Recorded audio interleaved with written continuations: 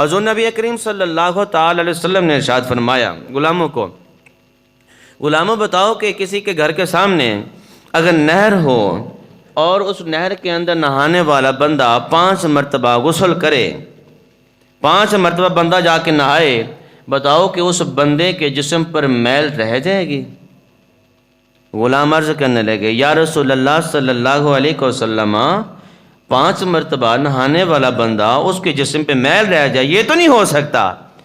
ایک مرتبہ اچھے طریقے سے بندہ نہایا تو میل اتر جاتی ہے، نہر میں 5 مرتبہ دن میں نہانے والا اس کے جسم میں میل کیسے رہ سکتی ہے؟ حضور نبی کریم صلی اللہ تعالی علیہ وسلم نے ارشاد فرمایا یہی مثال نمازی کی ہے، جب نمازی 5 مرتبہ اللہ کی طرف سے آنے والے حکم پر اللہ کے حضور جھک جاتا ہے تو پھر اس کے جسم پر بھی گناہ باقی نہیں رہتے،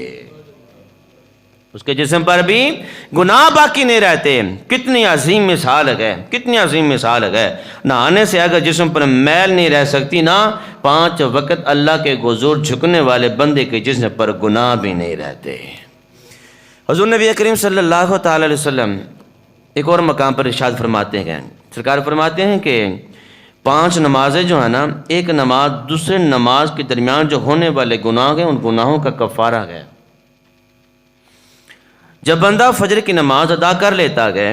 فجر کی نماز ادا کرنے کے بعد جب ظہر پڑھتا ہے، فجر اور ظہر کے درمیان جو گناہ ہوتے ہیں،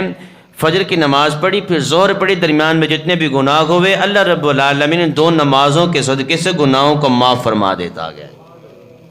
گناہوں کو معاف فرما دیتا ہے۔ عصر پڑھی، ظہر کے بعد پھر عصر پڑھی، عصر اور ظہر کے درمیان جتنے گناہ ہوئے ان 2 نمازوں کی وجہ سے معاف ہو جاتے ہیں۔